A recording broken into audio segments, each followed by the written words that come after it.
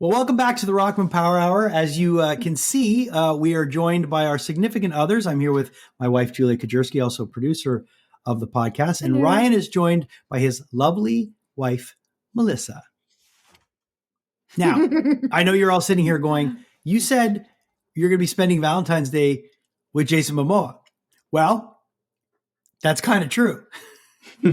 We've got a really, really funny interview that I did early on with Jason Momoa when I first started doing interviews with people, and we're gonna watch this together, which should be fun. And then we're gonna get to go know each other. We're gonna ask each other some questions, and I'm gonna see if I can get through this podcast without Julia punching me. Yeah, we're also gonna watch along with everybody and comment and possibly mock as it goes. You're going to say something? Join us. I burned my bra for your ability to express yourself. Do it. In the early 1880s, a young man by the name of I'm sorry. I'm not. Aww. I'm so sorry. You got that out. I'm not a very witty person. Yeah, you are. I think we should all, because that's just when I think of you, sweetie, I think you're just a big piece of wit.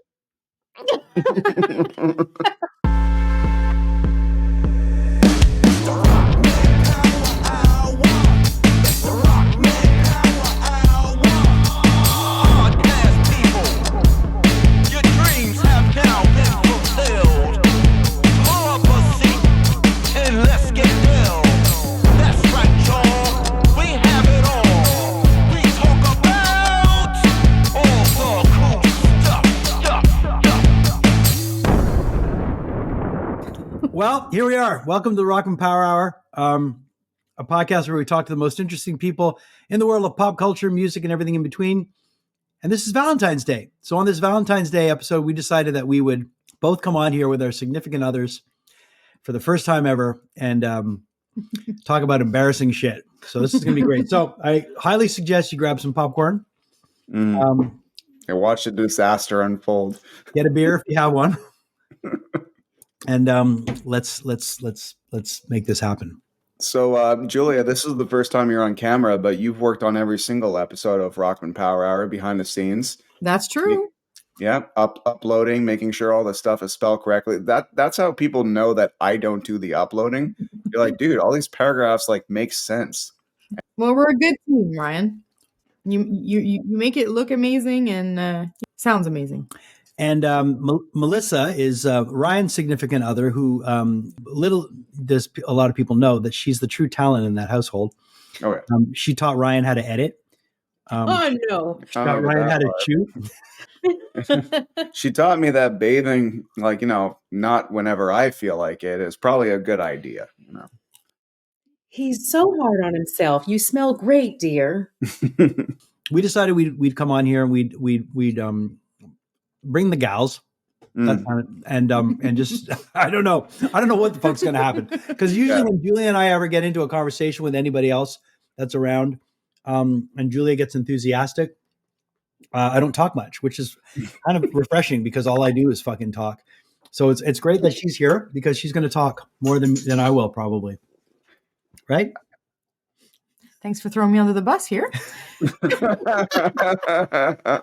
Well, he is wearing a cardigan, so yeah, man. This is we have to thank our friends. So thank you to our friends over at Heartbeat Hot Sauce, the heartbeat of the Rockman Power Hour.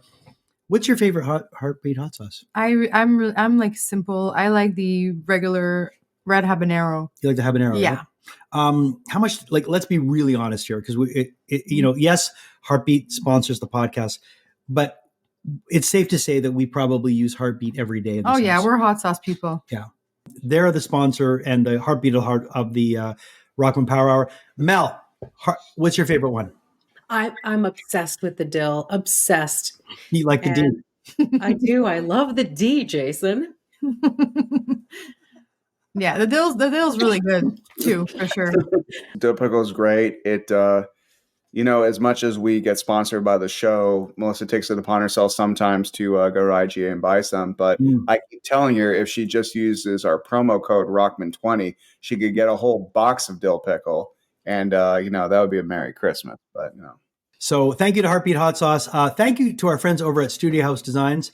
Ryan is rocking the Lost Boys shirt, and I've got the Blair Witch underneath my cardigan that I got myself for Christmas. I should have worn mine too. Do you want it? I mean, no. We have matching cardigans, but it's a long story. I know the cardigan you're talking about. They had a Misfits cardigan too, and I've been very tempted. So let's give them a shout out because they don't sponsor the show, but we're fans. Middle of Beyond, they're a horror company out of I think they're out of the States.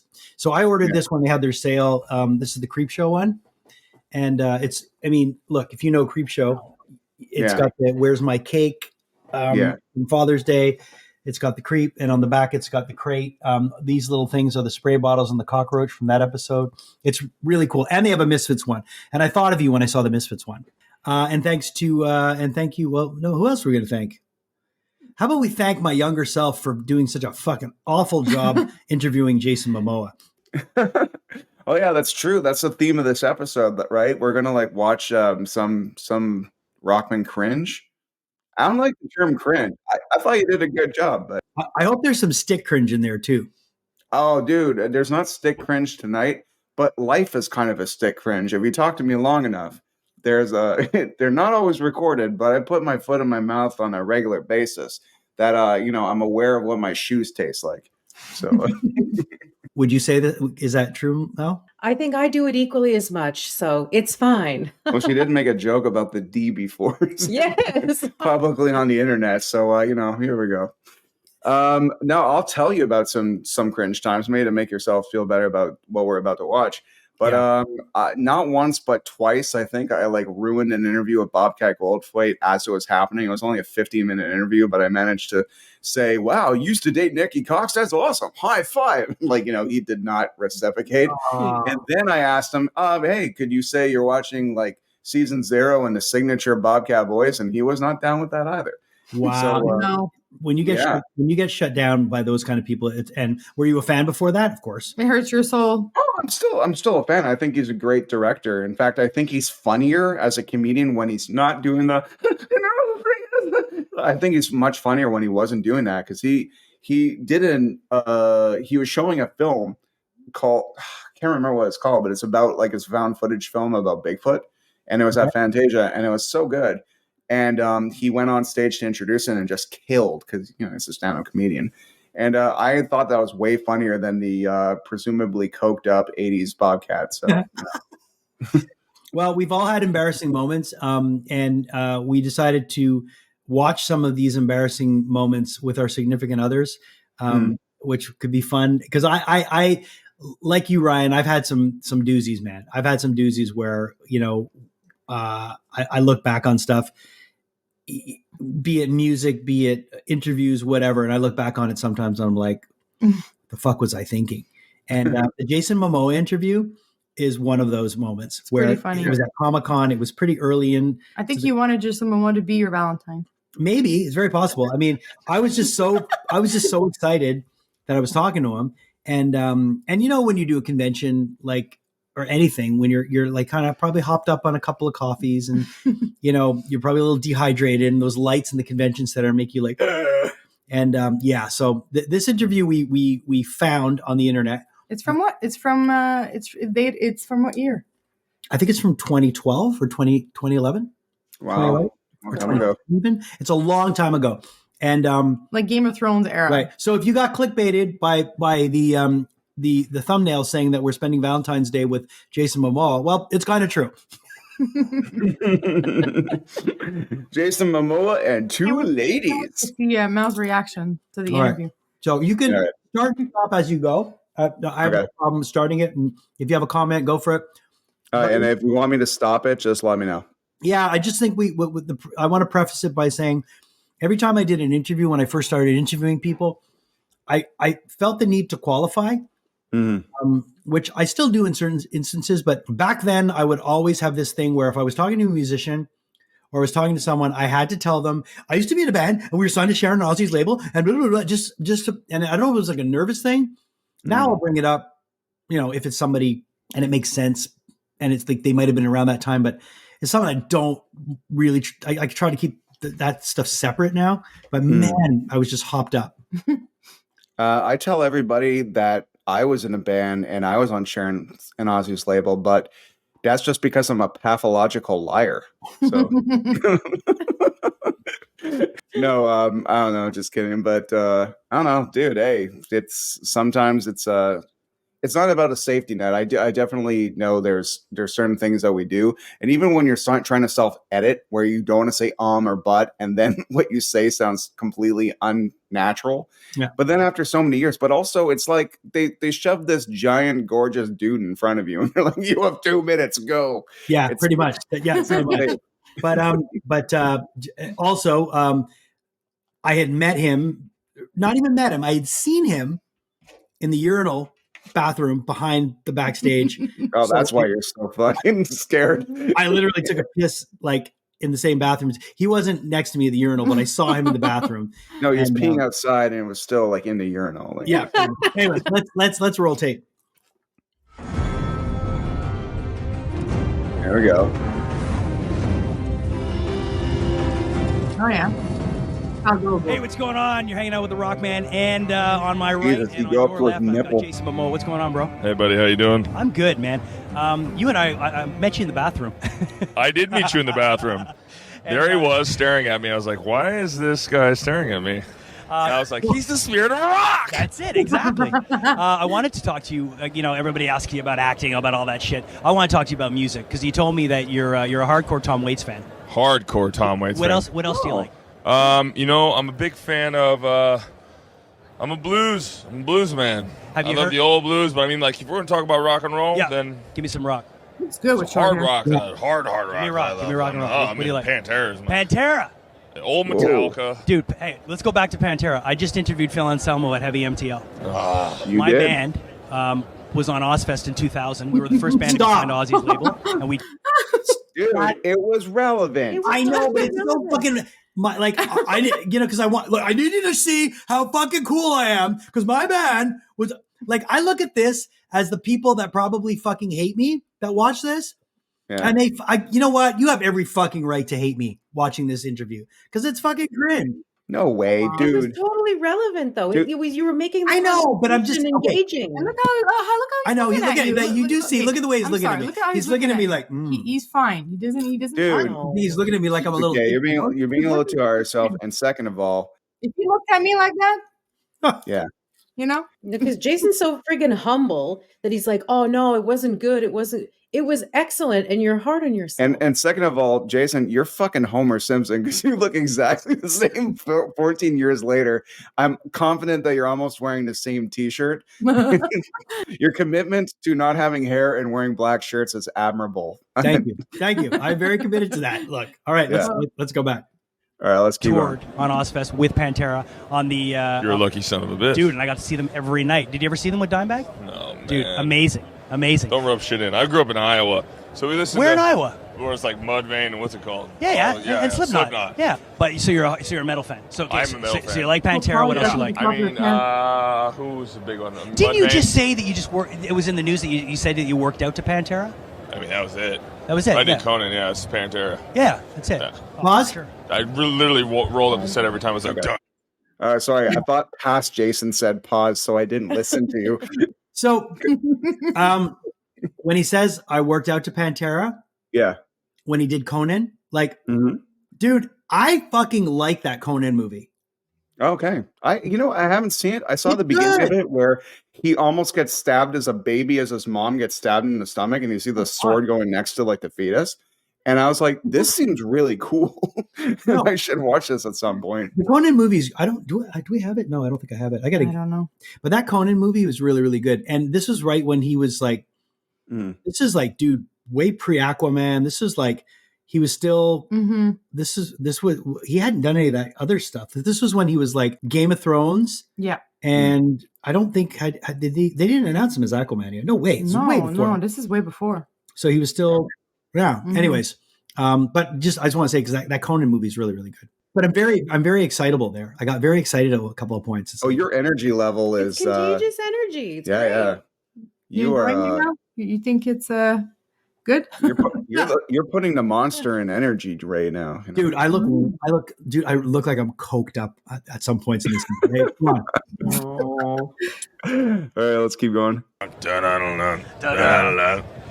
to see how easily your father by persistence. Show them how you can sing, I was One doing walk. step of lash. Come on, do it. That was it. Man. I was doing walk. You sound good, dude.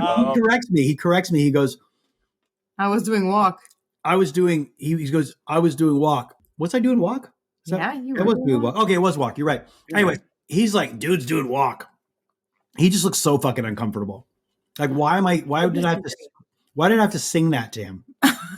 Can you rewind? No. Can you rewind a little bit? Yeah. I think he's just being cool. Look, there's that could be the cover of a really terrible Hallmark movie. That smile. Yeah, look at that smile. Yeah, I'm pointing at Jason Momoa like, listen to me, I'm going to sing to you right now. Come on, do it. That was it, man. I was doing walk.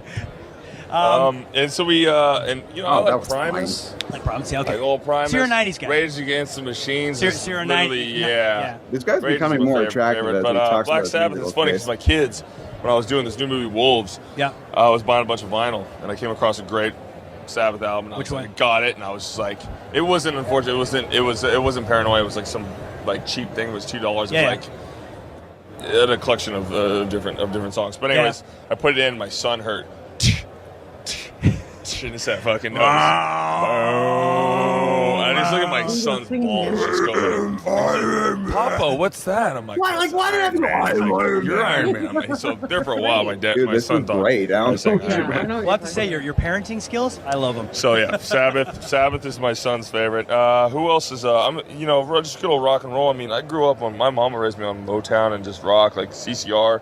First albums were like Hendrix, Elvis, Billie Holiday. I mean, I grew up just like classics. But I mean, CCR is a huge Marvin one. Gaye is one of my favorite singers. Absolutely, I love man. Seal. You know, like I appreciate everything. The truth of it is, like, I'm just I love all music. You know what I mean? And nowadays, like, I'm listening to a band right now that I'm just absolutely infatuated with, and they're like, it's folk. What band? It's Shovels and Rope. Okay, Shovels and Rope. Is it like in the Mumford? In that Mumford? No, they're not, man. These guys just like playing on broken drums and the guitar. This girl sounds like Loretta Lynn meets like Janis Joplin. Okay. And it's just it's husband and wife, and they're just amazing, man. They're just human music. So I mean, it's just good songwriting, really but then they're grungy and they're dirty. If there's a band I can recommend to you from Montreal, you might have heard of them. They're called Half Moon Run. Check them out. They're incredible. I'll tell you one of my favorite band of all time. Yeah. And they're from Montreal. Who? Godspeed You Black Emperor. Oh yeah, nice. I'm huge. I'm like Godspeed is like literally probably they're probably number 2 right under Tom Waits. Godspeed You Black Emperor, Silver Mount Zion, and I mean everyone from that record label is just pretty much amazing. But Do Make Say Think Ohad, Benson Tritt, and Justin Small did my first movie, and they're from Do Make Say Think, which are from Toronto. Okay. So another Canadian band that I love. You a Mastodon fan? I'm a Mastodon fan. And you know what? Dan Weiss from Game of Thrones, he's the writer. Yeah. Huge Mastodon. I love Mastodon. Every time they come through town, I bought interview him. them. This is great. Jason, all you're doing is plugging your friends. It's awesome. Subtly. Like, No, but tell the story. What's great about this is that was this before we met Bill or after? No, he was only in season 1 of Game of Thrones. So the later seasons. You tell the story. The later, I could be wrong here, but people can correct me. But in the later seasons, when there's all the walkers, White Walkers, some of the extras were the Mastodon guys. So the Mastodon were in Game of Thrones. Mm-hmm. That's cool. Because they were fans of the show, and then he was a fan of the band. So that's crazy. But I think at that point we had met Bill.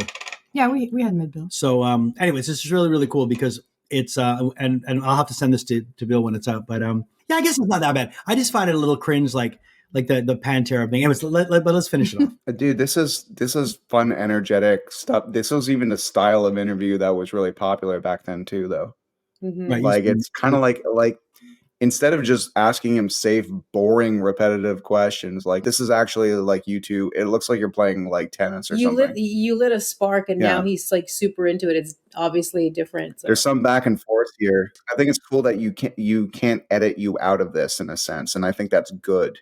because it's like, this is what makes it a Jason Rockman interview as opposed to just here's some dickwad they gave a job to, you're you for a reason. And this was before I was technically like spokesperson for Comiccon. It was that weird spot when they were like, didn't really know what to do with me. Story of my fucking life.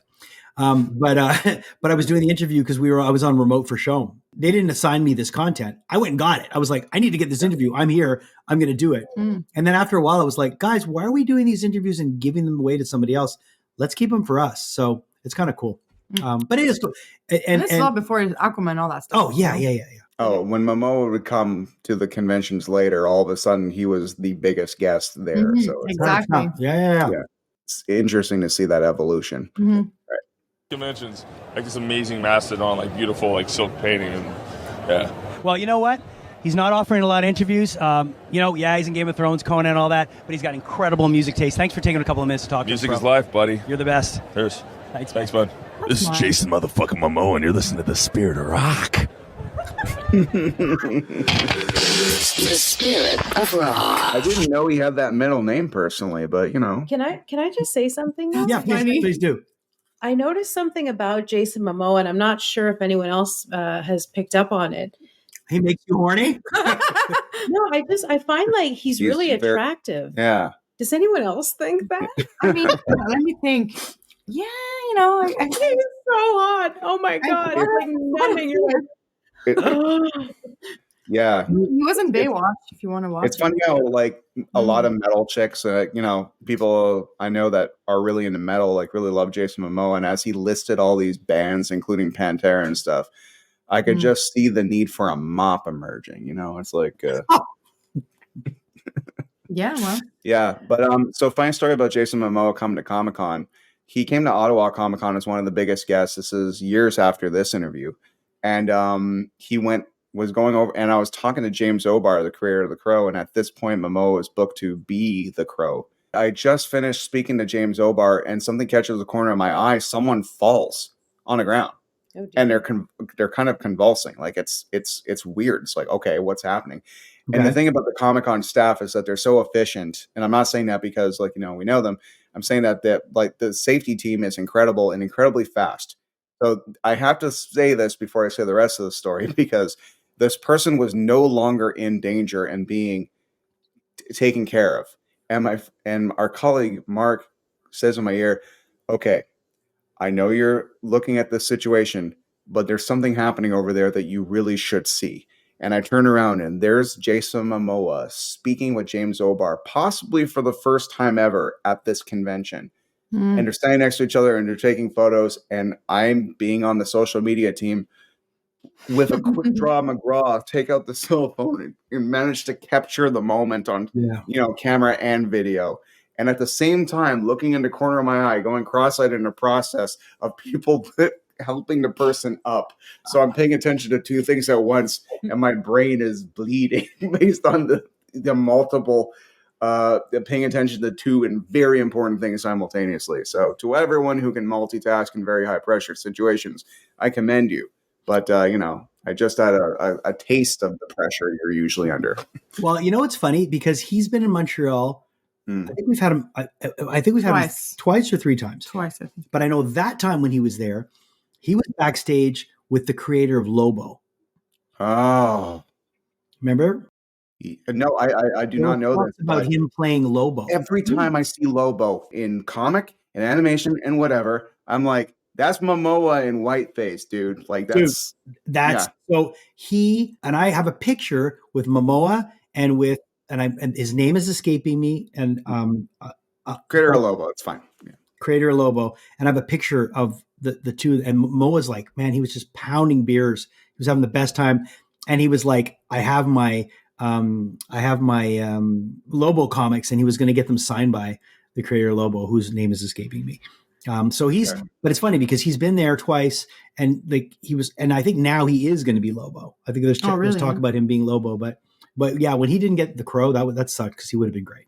Yeah, he would have been great. He and James O'Barr did tell me that he was in talks and with he was very impressed with the audition he sent. He sent a video audition, but he also promised to slim down a bit to play Eric Draven because Eric Draven, although muscular, isn't Aquaman muscular. No. Like, yeah, the Crow isn't a tank. So who is playing the Crow? I don't know. One of the Skarsgårds. Right. The last I've Yes, heard. you're right. It's the guy that played Pennywise. Oh, yeah, it's Bill Skarsgård, I believe. Bill Skarsgård. No, not Bill Skarsgård. Yes, Bill. Yeah. Bill. Anyway, Yeah.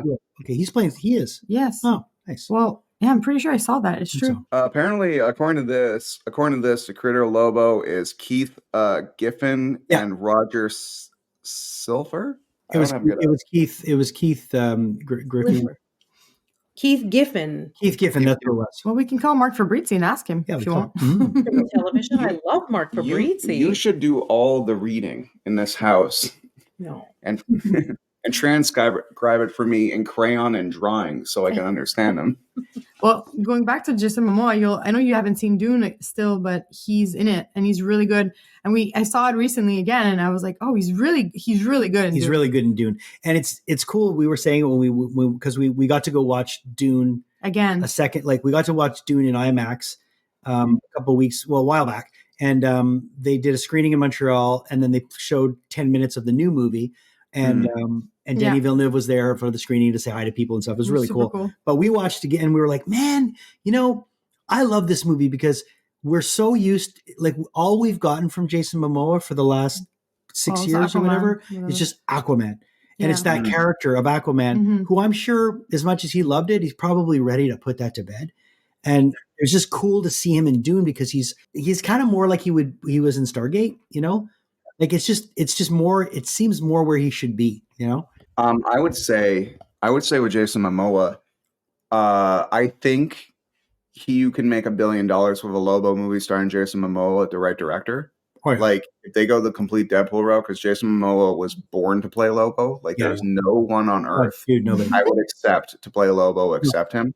Yeah, like he is Lobo incarnate, and it's now that this Aquaman stuff's done, okay, let's start a new chapter because historically speaking, everybody who plays the superhero the second time around, with the exception of Keith and Reeves, of course, has usually had a better run.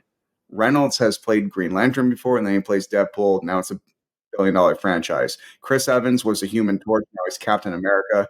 Like sometimes the second time around always goes a little better. It's true, huh? Yeah. No, definitely. So I think it could be, not that he did bad as Aquaman. I mean, dude, it still spawned a Justice League movie. It still spawned two, it's like he was still Aquaman. Like there's people that'll always remember him as being Aquaman. For me, he's not Aquaman. He's other things, he's Jason Momoa. He's just Lobo in waiting for me. Yeah. All right. What else do we have that's embarrassing? Well, I don't know. My life. Yours, Ryan? Did you pull out anything? No. Well, I don't have any clips to show that's embarrassing to me, but I'm sure Melissa has tons of evidence and stories and eyewitness accounts of 14 years of embarrassing conversations and actions. Not at all. No, you're very gifted at what you do. I don't have anything interesting or witty. You're very good. You're both amazing at it. I don't know. You have to edit that out because I'm much love on this Valentine's Day episode. Oui, il y a de l'amour, écoute. So, since this is a Valentine's Day episode, and everybody knows how we all met or whatever, but it's just like, how long have you two been hitched for? Married is going to be 12 years. Yeah, married. It's going to be 12, together 14. Yeah, almost 14. Congrats. We've been together. I think it'll be going on 14 years. Yeah. So you're in the same boat as us. Yeah. Well, there was love in the air 14 years ago, and we all swallowed the love potion. No, seems like that. Unfortunately, I wore off with Melissa pretty quickly, but due to some clever blackmailing and peer pressure and what's that magical word that we always bring up again? Stockholm syndrome. Yeah, that's it. Oh my God. I managed to keep this gorgeous lady in my in my vicinity. I'm actually holding onto her hand really tightly right now to prevent her from escaping. Oh my God. Yeah. Blink twice if you. It's funny though, because both of us are in similar boats in the sense that we're both in happy relationships. Yeah. And there's a lot of people that aren't. And I find that more commonplace than not. But you guys work together a lot. Yeah. You do a lot of stuff there. We work together a lot. But we don't share screen time together a lot. No. Ever. But the difference between Mel and Julia is that Mel, you've done, like Mel is a performer. Well, Mel has brown hair and Julia has blonde. No, but Mel's good. I'm not. No, but Mel's a performer. Like Mel. People don't know Mel. You acted a lot when you were younger. You're also someone who's you're very comedic. You're good with voices. Like you're a performer. So Julia's not a performer. No. But she's not. See, that's funny though. That's good. But she's the first person to say it, right? Well, am I the first person to say it? I can be funny sometimes. No, yes. I wouldn't have been with you this long if you weren't. Yeah, but funny. Julia, you hosted a bunch of the auctions and stuff like that, the speed sales and stuff. Awesome. I missed it. She was awesome. I mean, it's just funny Seems because like a million years ago, but yes. But is it safe to say that you're more comfortable behind the scenes? Yeah, obviously. I'm good at like thinking, like just planning stuff, organizing. I mean, when it comes to being like on the spot, sometimes it's a little harder for me. But Well, I'm not organized, and I'm a clown, so it worked out well. You bring up being together for so long and working together. Did you find the pandemic brought you guys closer together, or kind of like created a rift? Because a lot of people who had been married for decades all kind of started to divorce in the pandemic because they had to acknowledge each other 24 hours a day. And apparently that was more than what they were capable of. They were together on the basis that they never had to see each other. Right. Well, I think for me, it's more like whatever problems you had before were just more there. Like, I don't think it was necessarily like the being together too much or the pandemic. I think it's just these situations where it's just like, what we went through that we were so, was so out of control, whatever. If problems you had before, they were just amplified, I think they didn't create problems. I don't think so. I mean, for us, I just felt like we're we've always been so close. And I just felt like at least our little whatever was safe. Don't say the word bubble. Not bubble, but like our home and just our it was like safety. I fucking loved it because I didn't have to see anybody. I could just hang out with her. At least like everything was like crazy, but at least like with that, like at least at home it was like safe and it felt normal. It felt like it didn't make us. I mean, I can't speak for you, but I'm pretty sure. I think I know how you feel about it. I don't think it made us any because we get along really well. But I know for a lot of people, they were like, "Oh shit, I can't go do my, I can't play hockey 3 times a week. I can't go on business trips." Like for some people, the pandemic made them actually have to live their life with that person in the way they weren't accustomed to. Yeah, maybe they faced something that they were trying to Maybe if they were running away a little bit, or if they had certain safeguards. We can't speak for other people, but I think like I can because I know a lot of people that fucking split up. But I know that I think but just go back to the fact. Yeah, if you had problems before, I think it was just amplified. Yeah, but we didn't. I didn't. I mean, we ended up working. All of us ended up working together more. During the pandemic. We ended up working more. We were doing auctions together up until. True. We did auctions together. Then you guys were doing them, and you guys were doing auctions for the store, and like. Yeah. So if anything, we all got to do a lot of fun stuff together, and it was nice. True. But, I mean, the podcast was kind of born in the pandemic. You know, it's true. It was born in the pandemic, and it's true. And it kind of took on the form of that people see when they watch it now. Like the whole Zoom thing.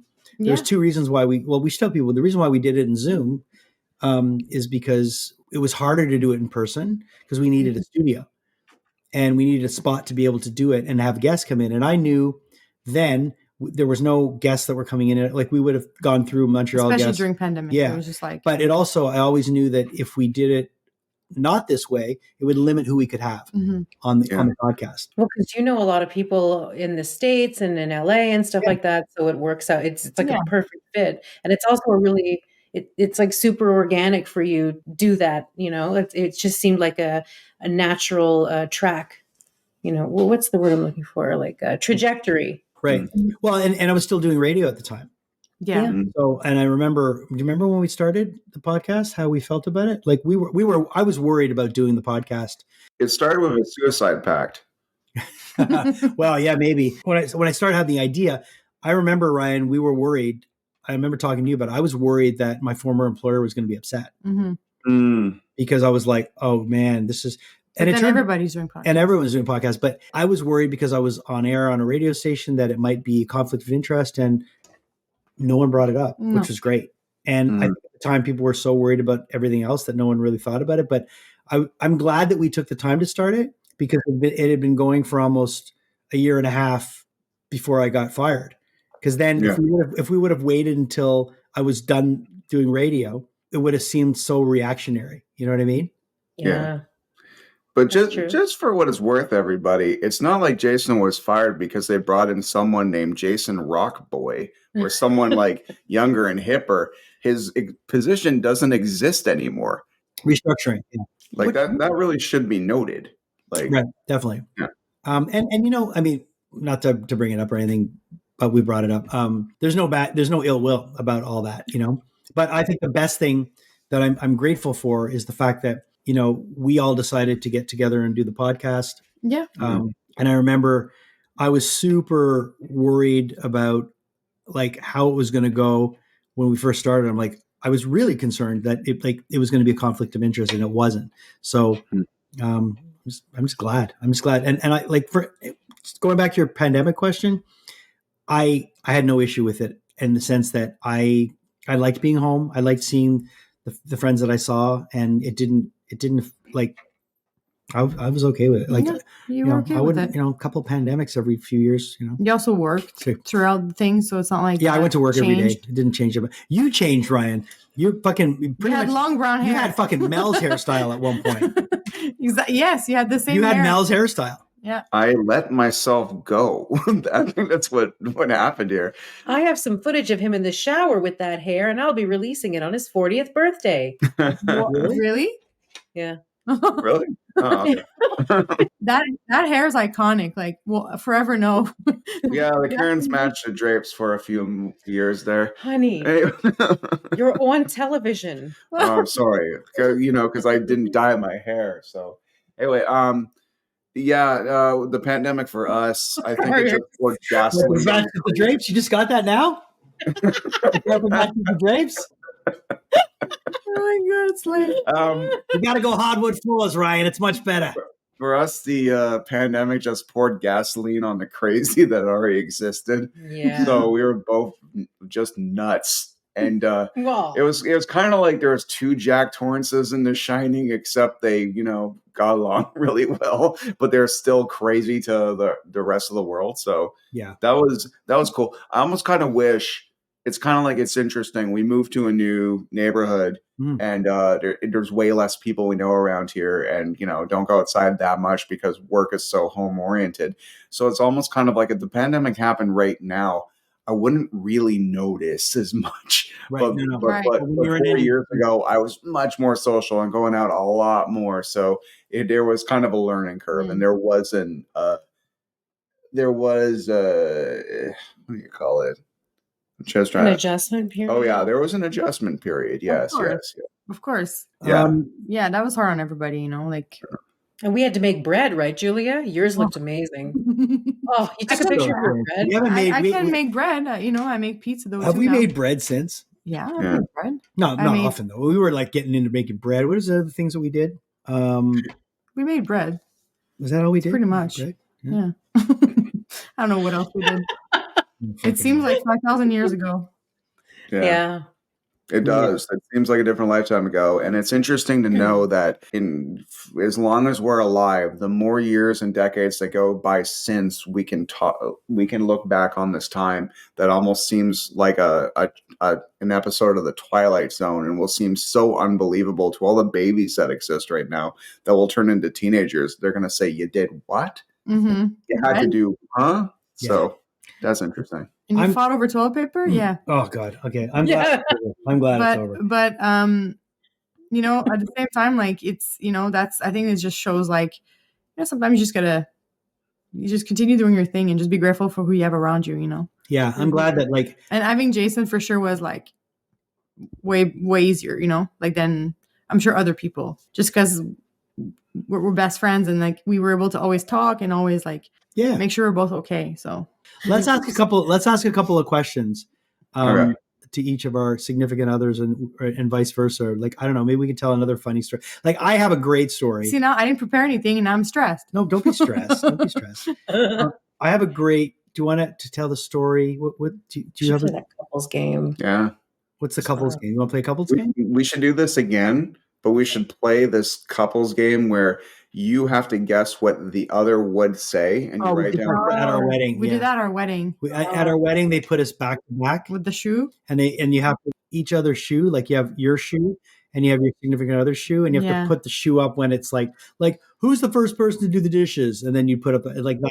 So it's like, this is like super specific. Like the questions are, what is your greatest fear? So I wrote what I thought he would say for himself, or your biggest regret. Yeah. So he got I've seen those biggest online, fear was being forgotten for him. Yeah. He's afraid of being forgotten. Mm-hmm. And my biggest regret, he nailed it. Yeah.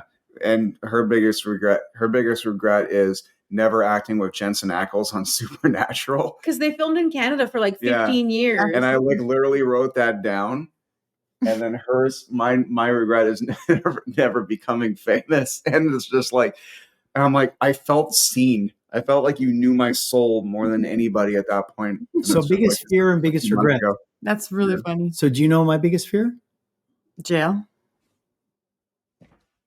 Fair. That's a good fear. Because of the shower.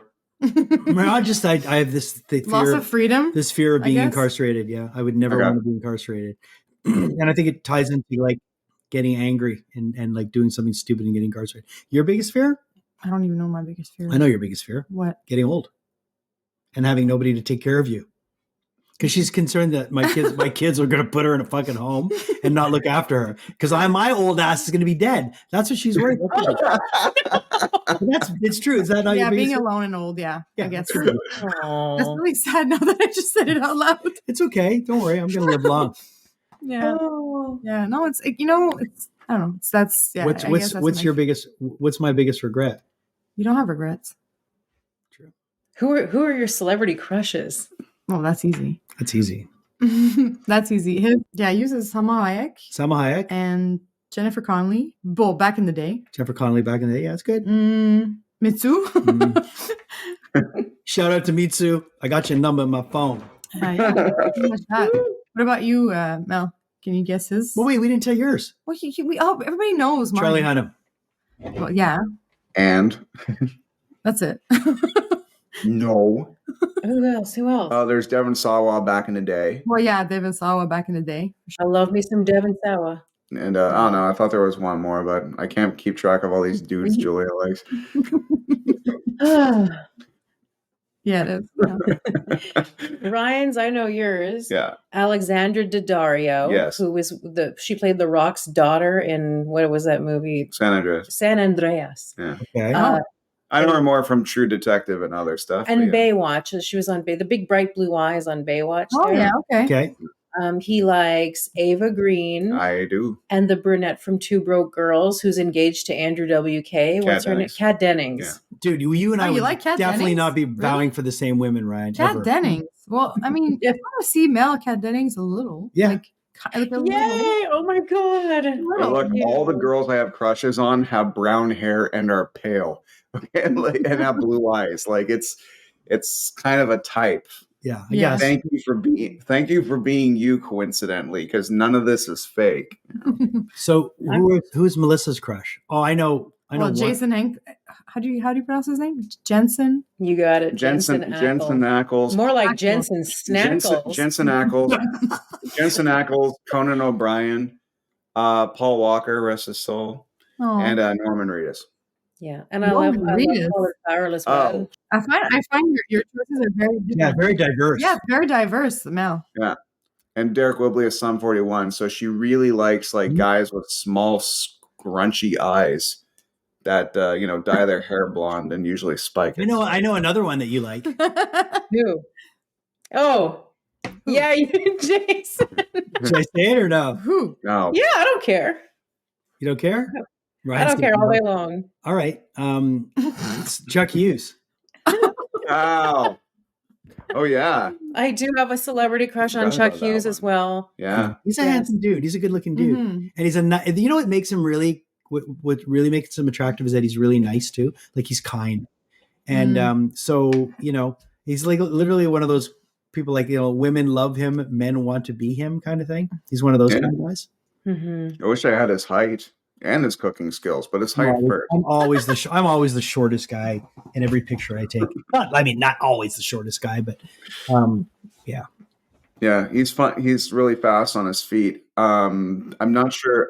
I guess this is already coming out. But how did the Share the Warmth go? Good. We blew it out of the water. We raised a bunch of money, and we're going to do the community lunch for the top donors. They've all been advised, and they're all super happy. And we gave a bunch of prizes. Like we had people that donated prizes. Lightsabers from SaberX. We had hockey tickets, unrivaled memorabilia they gave us, and Era Frames that gave us like a signed Habs thing.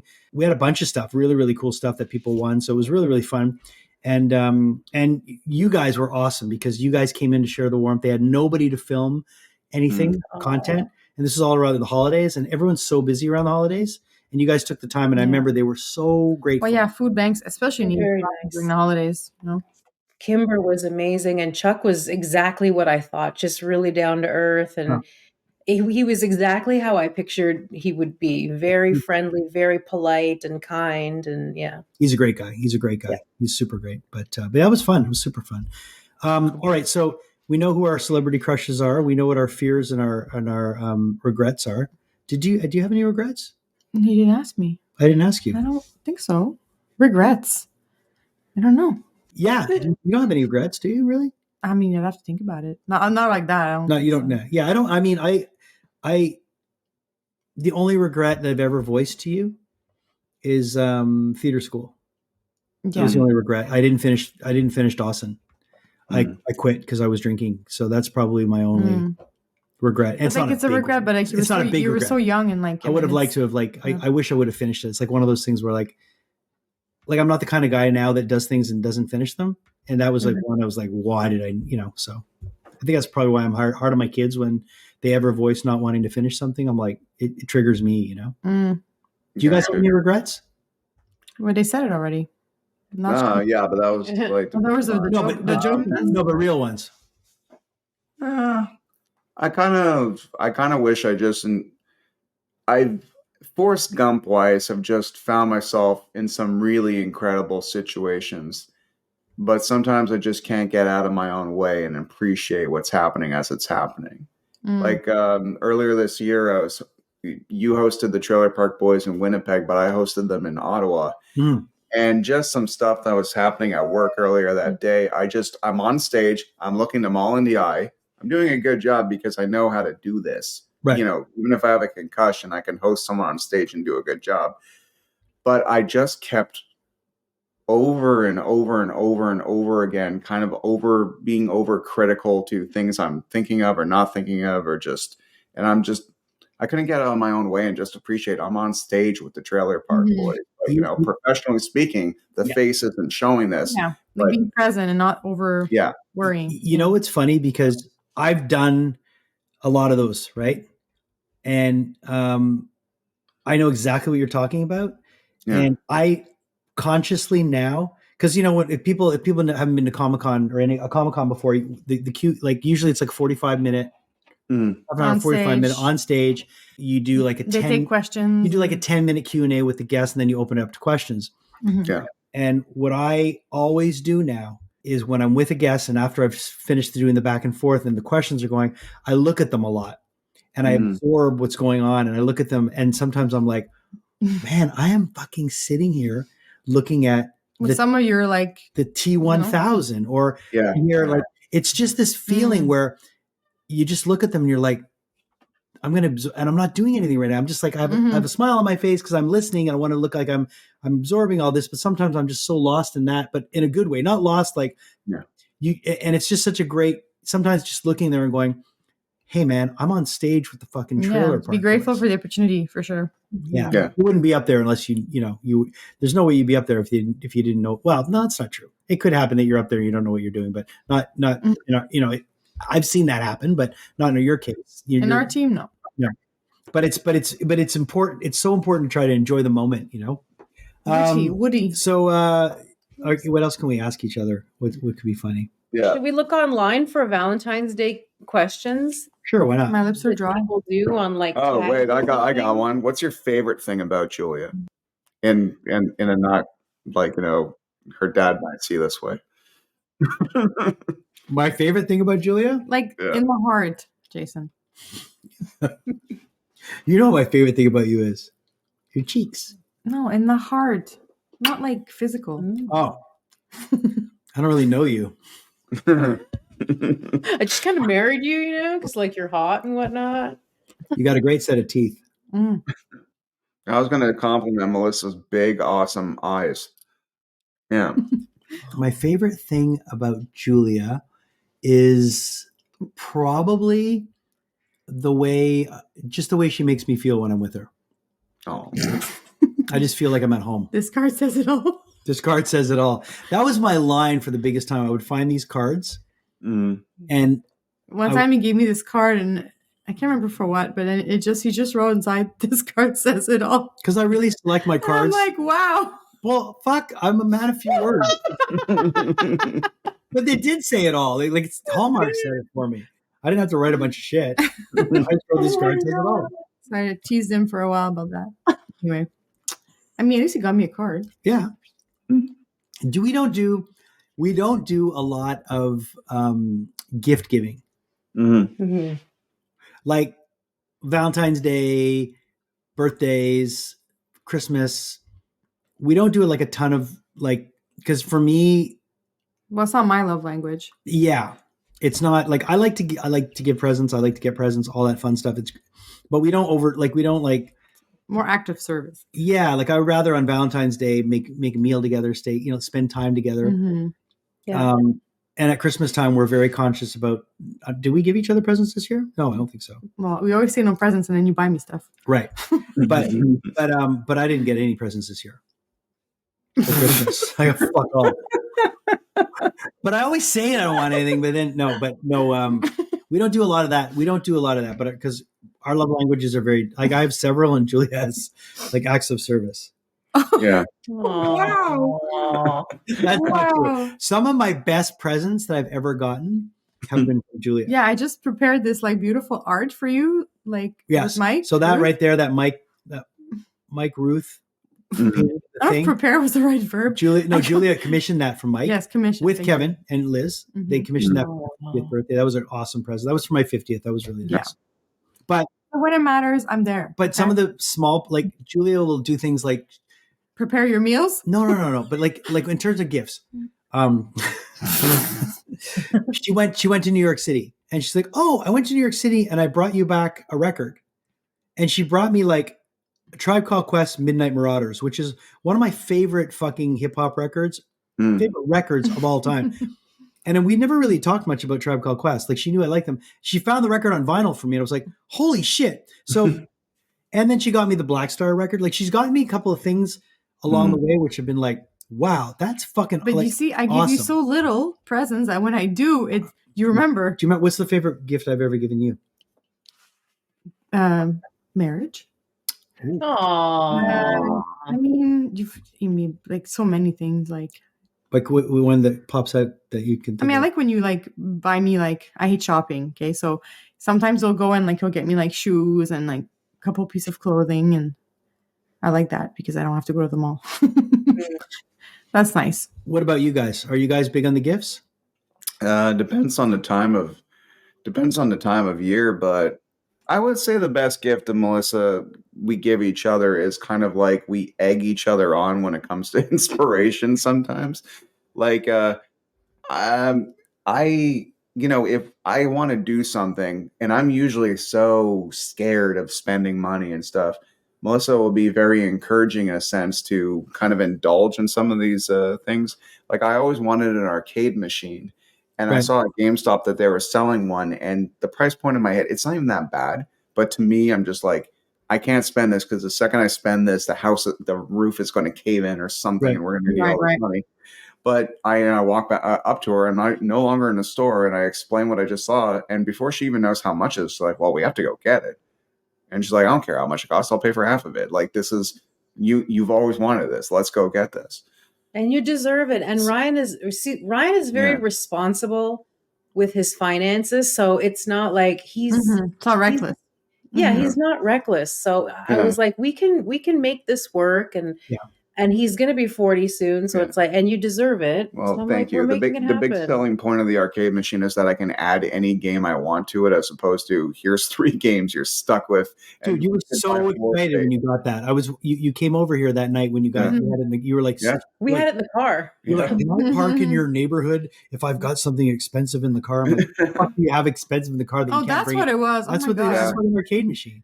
So I got paranoid, so I covered it in garbage. Like, we put a blanket on top of it and surrounded it by like Harvey's bags, and we're like, no one's going to steal this. And Ryan, what I think probably the best gift you ever gave, and he's given me lots of incredible gifts, so thoughtful. Yeah. But the most special thing you've ever done for me, which it wasn't really directly for me, but it was something that I'll remember forever, is when my younger brother got married. He danced on the dance floor with his son, who was 4 at the time. Yeah.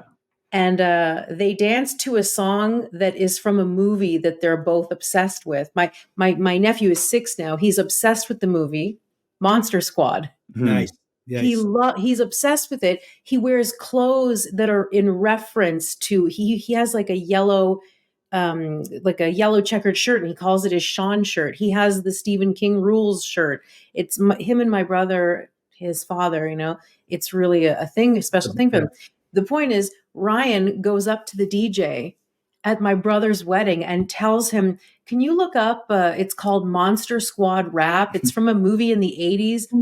The DJ finds this Monster Squad Rap on YouTube and plays it. And as soon as the beat starts kicking in, my nephew, who's 4, starts, oh my God, he just lights up like a Christmas tree, and he's hitting the dance floor, and he's mouthing the lyrics at 4 years old. And my family was there, who watched us love Monster Squad growing up. Like my mom's sister was there, who watched her kids and my mom's kids, like us, loved that movie. So she's watching in just amazement. And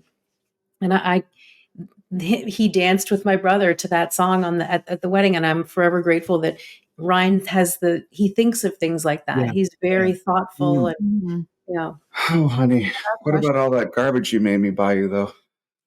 You make my life magic. You make my life. Not near the mic. Did that land? Yeah, it landed. Did it land? But you can cut that out. Hey, they said don't say bubble. Oh yeah. But it's true. Like I remember you telling me that story, Ryan, about that. It's the things that that's why for us gifts. You do a lot of things like that.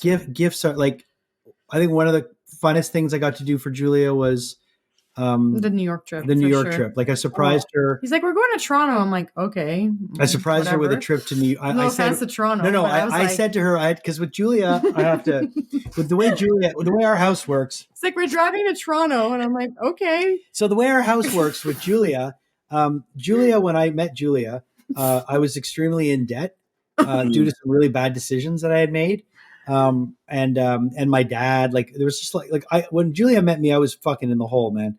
I didn't have a pot to piss in. And, I hadn't, there was a lot of reasons why, but, so there took a lot of financial rebuilding when we met, which we did together. I was also very young and innocent. Yes. She was so young, so innocent.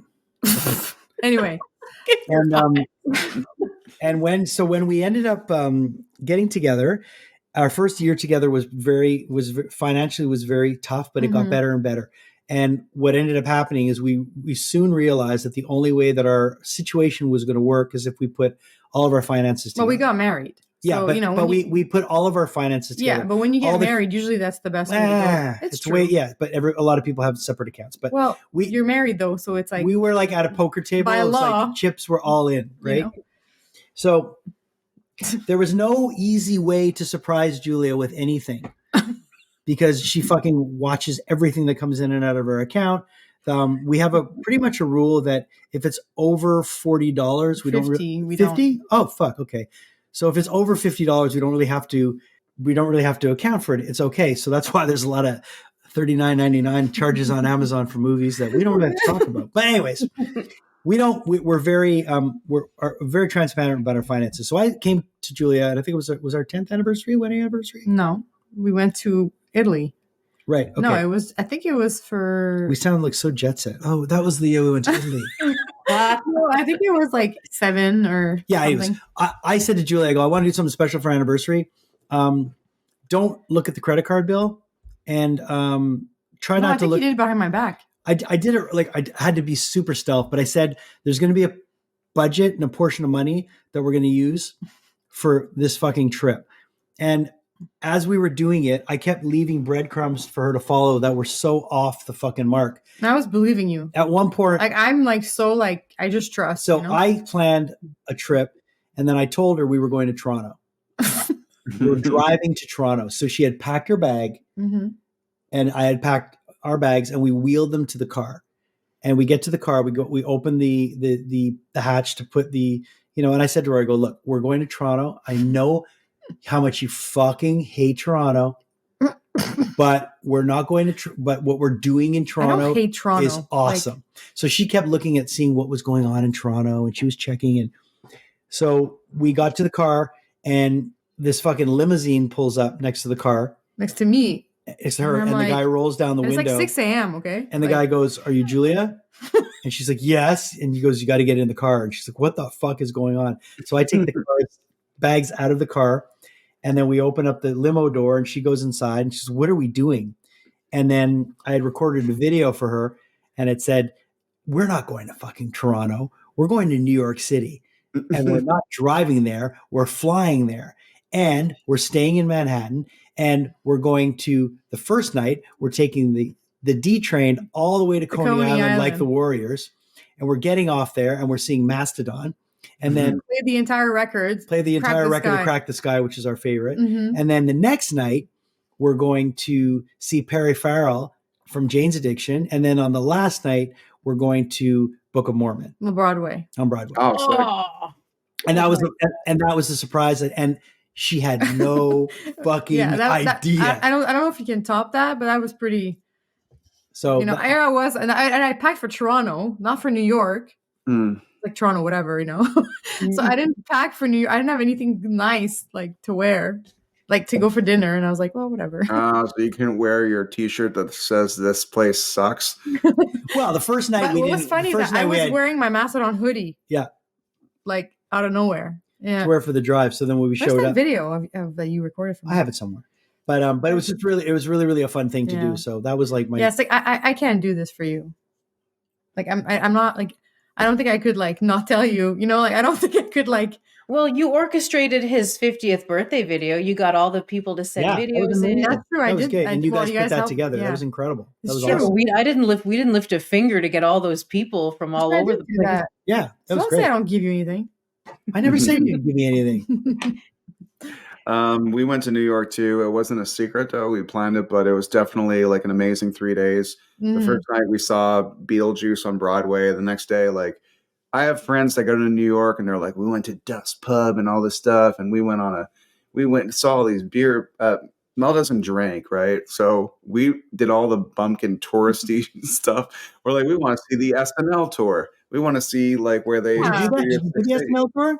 Yeah, we did the SNL tour. Well, Cliff had done it with Cheryl and the girls, and that was a big inspiration. Yeah. Oh, you want to hear some cringe? I didn't interview Jason Momoa, but Cliff showed me that they record a little like late night video with you at the end of the tour. At the end of the tour, you arrive at a studio, and he's like, "Okay, now we're gonna act out like as if you're on a real show. Who wants to be the camera person?" Yeah, some cute things and stuff, and a lot of kids do it. So. Lo and behold, they're like, who wants to do this? So there's like 3 10-year-olds, and then me. I did. I jerked my hand way up. I'm like, him. Yeah, I almost pushed a little kid out of the way to make sure I could do this. And then I do it, and they give the cue cards, and I'm nervous. So I'm reading them fast. and then there's no pause because you're supposed to read like a normal person.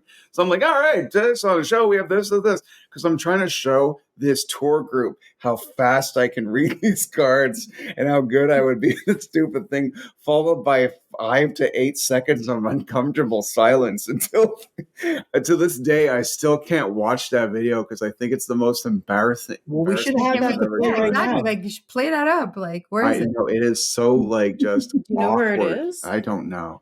See, that would have been so great. awkward. Just The little girl, she kept missing her lines. yeah, and no, that 10-year-old ruined everything. Poor 10-year-old. Oh my God. It's just so so pathetic. funny. Like that's the part I remember the most about it. I remember there That's used really to. funny. Do you remember they used to do this thing called KidCon? Yeah. Anyways, they did this thing called KidCon. That sounds so weird. Yeah, it was. Yeah, like It was whatever. It was fine. And they did this thing called KidCon, and I remember CTV were set up, and you could go and read the weather. Read the weather. Yeah. Like for the kids. Yeah. So I have a video of Priya doing it with her Doing little it. braces, like, "And Saturday, it's going to be mostly cloudy." And I'm, oh man, I am going to pull that video out when it's time to embarrass her at her wedding. That is going to be on a screen. You guys will probably have to edit the video together. I remember that though. Yeah. She's so cute. when she Oh did my it. gosh. And they're like, "Back to you, back in the studio." Yeah, she's so cute. But it's Yeah, Bria's she was always game to do these things, you know? But those are fun when you do those things. But it's funny. I wonder if there was some guy behind that would have pushed her out of the way and go, "Give me that. It's gonna be cloudy."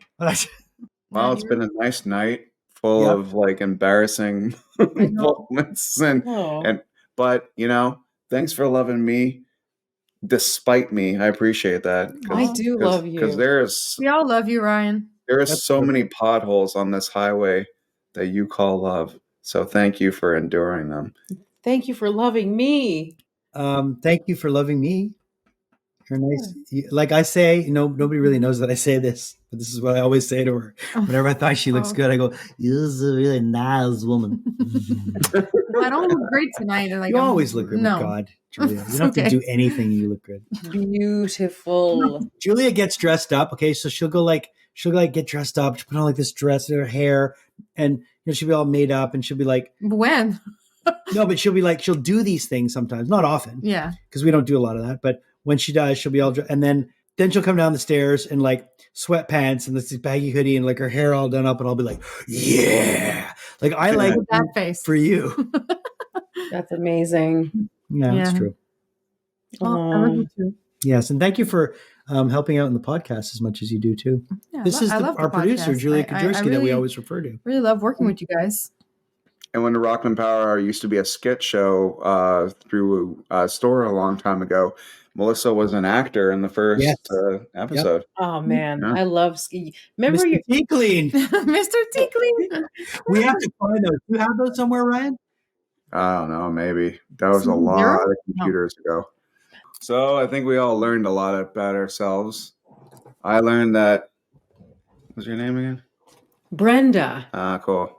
Brenda here. Because I learned something too. I learned that two grown men. Platonic love can exist between two grown men. I learned something too. The right clothes and a great car and great hair could get you far in America, almost to the top, but it can't get you everything. Isn't it great? We're better people. Okay, that's half our love. Half of our love is quoting things for no fucking reason at all. Oh, yeah. Sorry, I cut you off. I don't care. So one time we were. This is a little side note, though. I just messed up the exit, but so we're in the room just hanging out, and Ryan says, "I said, oh, blah blah blah," and he goes, "Dream on, dweeb." And I go, "Yeah, okay, but if I do, I'll dream of something a little thinner." And Ryan's like, "And that's why I love you," because it's a reference to Ninja Turtles. Yeah, Ninja Turtles 2. Ninja Turtles 2, yeah. The Secret of the Ooze? Yeah. Yes. Yeah, sometimes they'll quote something, they're like, "Why are you saying that? Why are you doing that?" And there's no why with us. It's just kind of like, no, that's what you do. Yeah. All the Joels. Yeah. He's the only person in the world who loves Joel, the announcer from Conan O'Brien. Oh, late night with Conan O'Brien. When Andy Richter left, they started using the announcer Joel Goddard. Yeah, and Max Weinberg. Max Weinberg in skits. And there's this series of videos like Joel is depressed. Yeah. Joel is depressed after Christmas. Yeah. And it's the way he's like, sorry, I showed some semblance of human emotion. I know how unattractive that can be. Hope I didn't ruin your happy little show. No, he was great. So good. Anyways, I was like when they did the late night with Conan O'Brien and it had that logo with the crescent moon and all that, like in the like the I Dream of Genie-ish kind of font. So I don't know if I've told you the story, but I'll tell you. I'll say it again because we're here recording it. But Slaves on Dope in like the mid 90s, they did a thing on Conan O'Brien. Like, we're doing the Conan O'Brien band search. We want to find the best bands. And we sent in an application. We sent in like a VHS and we got, I remember I was living in Beaconsfield at the time. We got this big box that showed up and it said, "Thank you for submitting to the Conan O'Brien band search. Your band was considered and you made it pretty far, but unfortunately you didn't get chosen to be on the show. But as a token of our appreciation, here's a box of Conan O'Brien hoodies for the band." And they were black hoodies that say Conan O'Brien. And I remember I was so happy. Like, oh my God, look at this. I wish I had that to give to you guys because holy shit, yeah. The coffee mugs, it's just a bunch of Conan O'Brien Nice. shit. That's nice. I think we even like send that, you know. Both her and I have had coffee mugs that friends of ours who have gone to New York have went and gave to us as a gift. Yeah. But I remember vividly when mine smashed. Like not in our lifetime, like before that, but I'm actively looking for the not the Team Coco mugs from the Tonight Show. No, the blue sort of bewitched looking 1950s looking one. Yeah. I'm looking for that. I found one on Facebook Market. It was in Texas, and she wouldn't ship, so I'm always looking. That's what I look up in Salem. On the font, the font on the hoodie, it was like embroidered. I remember that. I don't remember what embroidered. Wow. It was really nice. It was super nice. I'm sure. Anyways. Yeah. Part of Ryan's birthday gift is it's going to be around my birthday, but it's part of his birthday gift is we want to go to Salem in this fall and then drive 4 hours down the road to Tarrytown, which is Sleepy Hollow. So like do Salem and then Tarrytown, but it's like a 4-hour drive. But it's really your birthday present too, though, because it's in the fall. We want to go to Salem too. We've never gone to Salem. Like I have a friend that goes to Salem every year. Yeah, her name's Steph. I'm down to go all together, but like either way, we could rock and power hour it. That would be great. That'd be great content. Yeah, because we could actually tape it too, so there'd be a purpose. We could put it on our. We could make it expenses. All right. Well, thank you for joining us for this episode. It's a very special Valentine's Day with Jason Momoa episode.